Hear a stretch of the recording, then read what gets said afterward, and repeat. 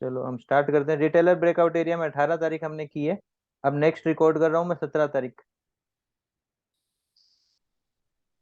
ये 17 तारीख है, 14 तारीख इसमें भी तारीख है, 17 तारीख है। ठीक है, इस तारीख पे हम रिटेलर ब्रेकआउट देखेंगे। तो सबसे पहले एक बार चार्ज देना, समझना हो जाएगा। ठीक है, हम देखेंगे सबसे पहला मोमेंटम किस साइड आया। 9-15 की कैंडल कौन सी है, ये 9-15 की कैंडल है। ठीक है, अगर हम रिटेलर एरिया बनाएंगे तो सबसे पहला मोमेंटम किस साइड आया 5 मिनट का। लो किस ऊपर। गलत ऊपर बोल रहे हो। पहला मोमेंटम किस साइड आया। ब्रेक किया लो। हाँ, लो ब्रेक किया है वो बात अलग है, लेकिन पहला मोमेंटम किस साइड आया। हाई ऊपर। ऊपर की साइड। तो ऊपर की साइड मोमेंटम आएगा। अगर ऊपर कंटिन्यू करेगा तो हम ऊपर एरिया नहीं मार्क करेंगे जब तक रिट्रेसमेंट नहीं हो।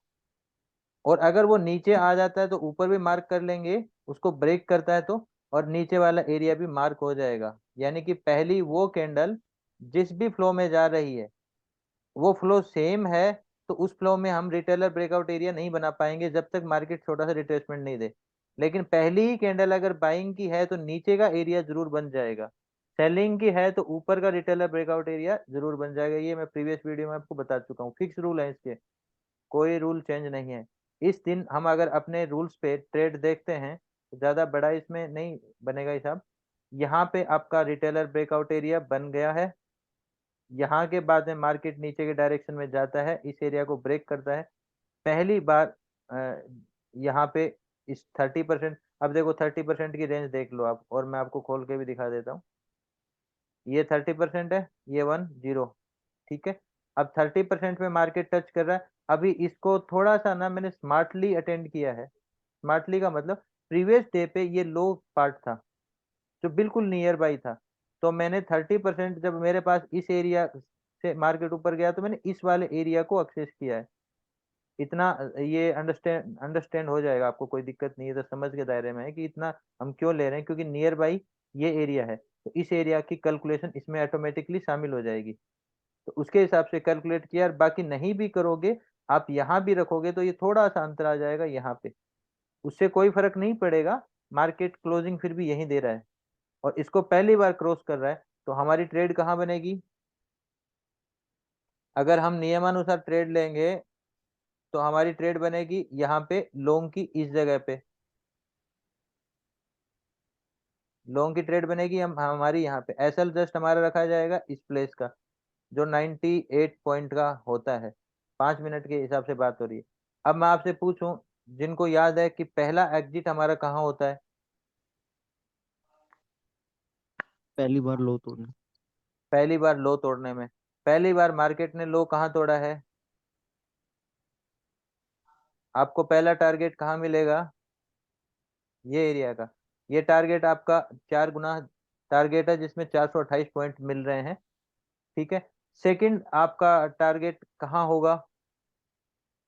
दो कैंडल क्रॉस। हाँ, अब मैं इसमें थोड़े से आगे के नियम और बता देता हूँ। जब भी कोई एक कैंडल, जैसे मान लो ये कैंडल है अग्रेशन वाली एक कैंडल, अगर इसके इनसाइड में एक या दो कैंडल ऐसे बना रहा, उस फॉर्मेशन को आप दो कैंडल नहीं मानोगे, वो इसके इनसाइड मानते हुए एक ही कैंडल को गिना जाएगा। जैसे कि मान लो कि ये कैंडल है, यहाँ से दो कैंडल थी, ये एक कैंडल को क्रॉस किया, दूसरी कैंडल को क्रॉस करता तो हम एसएल मानते। अब दो कैंडल में ये दो कैंडल मानी जाएंगी। ठीक है, तो ये दो कैंडल मानी जाएंगी, तो यहाँ पे मार्केट जब क्रॉस करेगा तो हमारा एसएल होगा नेक्स्ट सेकंड एसएल। और उससे पहले अगर मार्केट जा रहा है तो उसे हम जाने देंगे, तो हमारा एसएल यहाँ होगा। अगर मार्केट इसके इनसाइड यहाँ करके ऐसे करके और अगर निकल जाता तो ये उस दो कैंडल के इनसाइड का मार्केट रहता, जहां हम एसएल इस फॉर्मेशन पे रखते, जिसके अंदर ऑटोमेटिकली एक पूरा का पूरा मतलब कि एक वो आ जाता है, क्या बोलते हैं इसको हम, जोन। ठीक है, जोन आ जाएगा, कोई दिक्कत नहीं है। तो यहाँ पे दूसरी ट्रेड अभी आपकी यहाँ पे एग्जिट हो गई। ठीक है, ये दिन हो गया। अब इसके बाद में ये अग्रेशंस का दिन है एक मिनट अपने सर। को। हाँ, सो हम यहाँ फिर यहाँ पे एग्जिट करेंगे, हम ऊपर से ये वाले नहीं लेंगे, दो कैंडल्स। देखो ये दो कैंडल है ना, अगर हाँ आपको मैं कैंडल कोरिलेशन के हिसाब से बोलूँ तो मैं इन दोनों कैंडल का एग्जिस्ट नहीं मानता। ये वही एरिया है जिस एरिया में मार्केट सिर्फ ठहराव कर रहा है, तो एक कैंडल के इस एरिया का साइड। दायरा दायरा है, तो मैं इसको दो कैंडल नहीं मानता।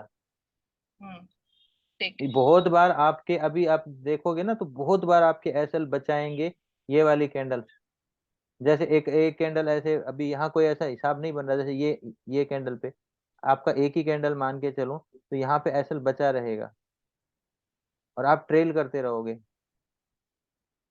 अब राइट। ये यहाँ पे अगर मैं आपसे बात करूं, चलो ये तो सिंपल नियम वाली बात है। अब मैं बात करूं ये मार्केट कैसा है, चेजिंग का। जी। अगर मार्केट चेजिंग का हो जाता है तो हम क्या वेट करते हैं, जोन शिफ्टिंग का। जब तक जोन शिफ्ट ना हो आप चाहे नए निकलो। और मैं क्या कहता हूं, जोन बनाएगा, और जोन बनाएगा उसको हम बोलेंगे टाइम वाइज रिट्रेसमेंट, जिसके अंदर थोड़ा सा एक हिस्सा आएगा बिल्कुल छोटा सा प्राइस प्राइस का वाइज। तड़का। हाँ, जिसको प्राइस का तड़का बोलते हैं।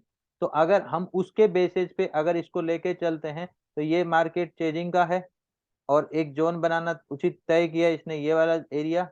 अब ये एरिया में यहाँ पे सरफेस छोड़ रखा है और यहाँ पे जोन बन रहा है। जब ये जोन बन रहा है, इस जोन में ये वाला हिस्सा, जिसमें ये वाले हिस्से का तीसरा पड़ाव मिल रहा है, ठीक है। अगर आपको समझ में आ रहा होगा तो ये वाला एक क्या हो गया, जोन। और ये वाला एरिया से जो कैंडल मिल रही है तो ये वाला हिस्सा हो गया प्राइस। ये cheat time wise point. Retracement के साथ प्राइस वाइज। और यहाँ पे आपका आरसीपी भी बनाना चाहो, आरसीपी भी बन सकती है, बीओएस चीट पॉइंट हो गया। चीट पॉइंट बीओएस भी बन गया। ठीक है, 15 मिनट की कैंडल पे आप जाओगे तो आपको ये क्लोजिंग नीचे की साइड दिख जाएगी। अच्छा। 11:55 और 12 बजे के आसपास, देखो 12 बजे की कैंडल के आसपास इस एरिया के नीचे की साइड, वो भी आपको अलाउ कर देगी। तो यहाँ से आप चाहो तो स्मार्टली कैरी कर सकते हो। और अगर स्मार्टली आप कैरी करोगे, जब ये एरिया ब्रेक करेगा तो ये वाला एरिया आपके लिए डीएफएम बनेगा, और जिसमें आपका ये 3P एरिया बनेगा जिस हिसाब से हम बात कर रहे हैं, ये इसका डीएफएम एरिया बनेगा जो ऊपर वाला। और इस डीएफएम एरिया के हिसाब से इस डीएफएम एरिया में आ रहे 3P को हम कैसे यूज कर सकते हैं, मार्केट को ऊपर ही रखने के लिए, क्योंकि मार्केट चेजिंग का है। तो हम उसमें 3P एरियाज को ट्रेड करेंगे जो कि इसका फीबो होगा, ठीक है, फीबो पार्ट होगा इसका। और यहाँ से बेस मिल रहा है, और यहाँ पे इस जोन का ट्रेप मिल रहा है 15 मिनट पे आप जाओगे तो, ठीक है।